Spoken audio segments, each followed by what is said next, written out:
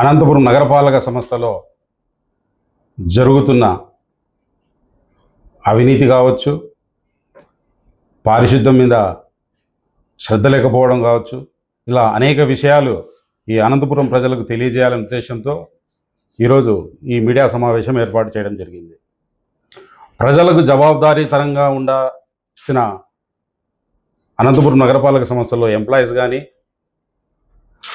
ప్రస్తుత స్థానిక ఎమ్మెల్యే గారు, ప్రస్తుత స్పెషల్ ఆఫీసర్ కలెక్టర్ కానీ వారు ఎటువంటి శ్రద్ధ చూపకపోవడంతోనే ఈరోజు అనంతపురం నగరపాలక సంస్థలో అనేక సమస్యలు తలెత్తినాయి. వైఎస్ఆర్ కాంగ్రెస్ పార్టీ ప్రభుత్వం ఉన్నప్పుడు మేము ప్రజలకు జవాబుదారీతనంగా ఉండి మా కర్తవ్యాన్ని మేము నిర్వహించినాం. కానీ ఈరోజు జరుగుతుంది వేరు. ఈవెన్ ఇప్పుడుండే కమిషనర్ గారు కూడా ఒక కీలుబొమ్మగానే ఉన్నారు తప్ప యాక్షన్ ప్లాన్ అనేది ఎక్కడా లేదు.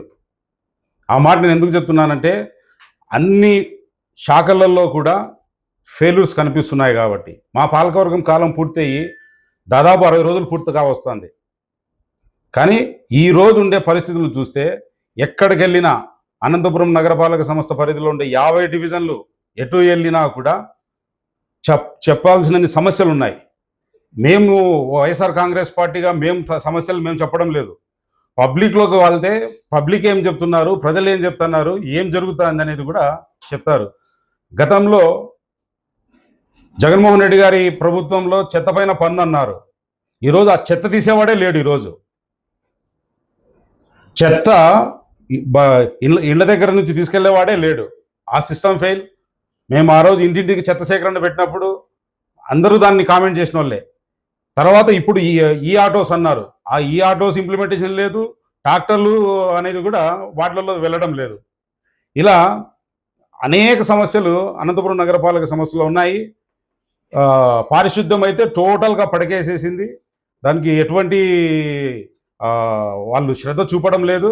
తర్వాత సిగ్గుచేటి విషయం ఏమంటే స్థానికంగా పాలకవర్గం గడువు తీరిన తర్వాత ఎమ్మెల్యే గారే పాలకవర్గ అనంతపురం నగరపాలక సంస్థకు ఆయనే బాధ్యత తీసుకోవాలి. కలెక్టర్ పర్యవేక్షణలో మున్సిపల్ ఆఫీస్ ఉంది. కలెక్టర్ గారు కూడా ఈ రోజు కూడా ఒక్క విజిట్ కూడా చేయకపోవడం కూడా సిగ్గుచేటు.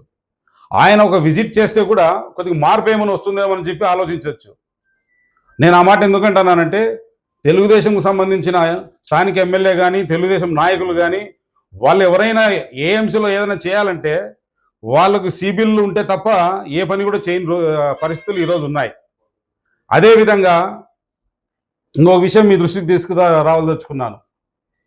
ఇంజనీరింగ్ సెక్షన్లో అనేక మంది ఫేక్ కాంట్రాక్టర్లు పుట్టినారు. దాదాపు 20 నుంచి 40 మంది ఫేక్ కాంట్రాక్టర్లు ఉండి నాసిరకం పనులు చేసుకుంటూ బిల్లులు చేసుకుంటున్నారు. దానిపైన ఈ మధ్య కాలంలోనే ఎస్సీ గారు కూడా ఒక కంప్లైంట్ కూడా రైజ్ చేయడం జరిగింది.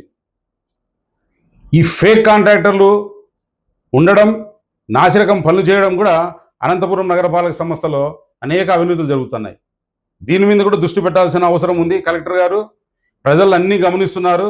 ఖచ్చితంగా దీన్ని మీరు మీ దృష్టికి తెస్తున్నాము. మీరు దీన్ని శ్రద్ధ పెడితే వీటినన్నింటినీ కూడా అరికట్టచ్చని చెప్పి తెలియజేస్తున్నాను. ముఖ్యంగా ఈ పారిశుద్ధ్యం విషయంలో కానీ మనకు పర్మనెంట్ ఎంహెచ్ఓ గారు లేకపోవడం కూడా ఒక వైఫల్యానికి ఒక ముఖ్య కారణం అని కూడా నేను మీకు తెలియజేస్తున్నాను. అదేవిధంగా మేము గతంలో మా పాలకవర్గం ఉన్నప్పుడు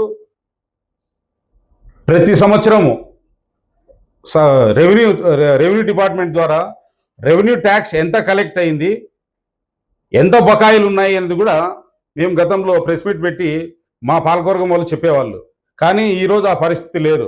ఎందుకంటే ప్రాపర్టీ ట్యాక్స్, వాటర్ ట్యాక్స్లు కట్టనల దానిలలో తెలుగుదేశం సంబంధించిన బడా నాయకులే ఉన్నారు కాబట్టి ఈరోజు కూడా ఈ బకాయిలు పెరగపోయినాయి. దాని గురించి కూడా పట్టించుకునే వాళ్ళు లేరు. అదేవిధంగా ప్రస్తుతము ఈ వేసవికాలం దృష్ట్యా ఒక రివ్యూ మీటింగ్ లేదు. తాగునీటి సమస్య ఏమొచ్చినా దాన్ని ఏ విధంగా పరిష్కరించుకోవాలా, దాన్ని ఆల్టర్నేట్ ఏముందనేది కూడా ఎవరు కూడా పట్టించుకోకపోవడము సిగ్గుచేటు. ఇవన్నిటికీ ముఖ్యం బాధ్యత వహించాల్సింది జిల్లా కలెక్టర్ గారు, ఎందుకంటే ఆయన ప్రత్యేక అధికారి. అదేవిధంగా స్థానిక ఎమ్మెల్యే గారు ఖచ్చితంగా వాళ్ళ వైఫల్యం ద్వారానే ఈరోజు ఇన్ని సమస్యలన్నీ తలెత్తుతున్నాయి అనంతపురం నగరపాలక సంస్థలో. ఈ మధ్య కాలంలో చూసినాం మనం ఏసీబీ దాడిలో. ఏసీబీ దాడిలో గతంలో కూడా ఏసీబీ దాడులు మున్సిపల్ ఆఫీసులు జరిగినాయి. కానీ ఈ మధ్య జరిగిన ఏసీబీ దాడుల్లో ఒక డిఈ గారు, ఇంకొక ఎంప్లాయీ ఇద్దరు కూడా పట్టుబడినారు. అంటే వీళ్ళకందరికీ ఆ ధైర్యం ఎక్కడి నుంచి వస్తుందంటే, ఏదో సామెత ఉంది చూడండి, యథా రాజా తథా ప్రజ అన్నట్టుగా. అట్లా స్థానికంగా ఉండే కూటమి నాయకులు ఆ విధంగా తయారైనారు. వాటికి తగ్గట్టు కూడా అధికారులు కూడా ఆ విధంగానే బిహేవ్ చేస్తున్నారని చెప్పి కూడా నేను తెలియజేస్తున్నాను. తర్వాత గతంలో వైఎస్ఆర్ కాంగ్రెస్ పార్టీ ప్రభుత్వంలో అనంత వెంకటరామరెడ్డి గారు ఎమ్మెల్యేగా ఉన్నప్పుడు మేము పారిశుద్ధ్యం విషయంలో ప్రత్యేక శ్రద్ధ తీసుకొని, కార్మికుల సంఖ్య అయితే ఏమి, 60 సంవత్సరాలకు రిటైర్డ్ అయిన వాళ్ళకి రీప్లేస్మెంట్ విషయంలో అయినా ఏమి, మేము ప్రత్యేక శ్రద్ధ తీసుకొని కార్మికుల సంఖ్య తగ్గకుండా చూసుకునే వాళ్ళం. కానీ ఇప్పుడు 60 సంవత్సరాలు ఉండే ఏ ఎంప్లాయ్ అయినా కూడా ఆటోమేటిక్గా ప్రభుత్వం తొలగిస్తుంది. తొలగించిన తర్వాత వాళ్ళని రీప్లేస్ చేసుకున్న బాధ్యత కూడా ఈ ప్రభుత్వంది, ఈ స్థానిక ఎమ్మెల్యేదే కదా. మా పాలకవర్గంలో మేము దాదాపు 120 నుంచి 150 మందికి అడిషనల్గా తీసుకోండి అని చెప్పి మేము ఆమోదం కూడా తెలిపిన రోజులు ఉన్నాయి. కానీ ఈ రోజు కూడా అది ఇంప్లిమెంట్ కాలేదు. ఈ కార్మికుల సంఖ్య లేకపోవడం కూడా ఈ పారిశుద్ధ్యం ఫెయిల్యూర్ అయ్యే దాంట్లో ఒక రీజన్ అని చెప్పి నేను తెలియజేస్తున్నాను. ఖచ్చితంగా ఇదే విధంగా కొనసాగితే మేము మున్సిపల్ ఆఫీస్ దగ్గర కూడా పెద్ద ఎత్తున ధర్నా చేసి అనంతపురం నగరపాలక సంస్థలో మార్పు వచ్చేందుకు కూడా మేము పోరాడతాము.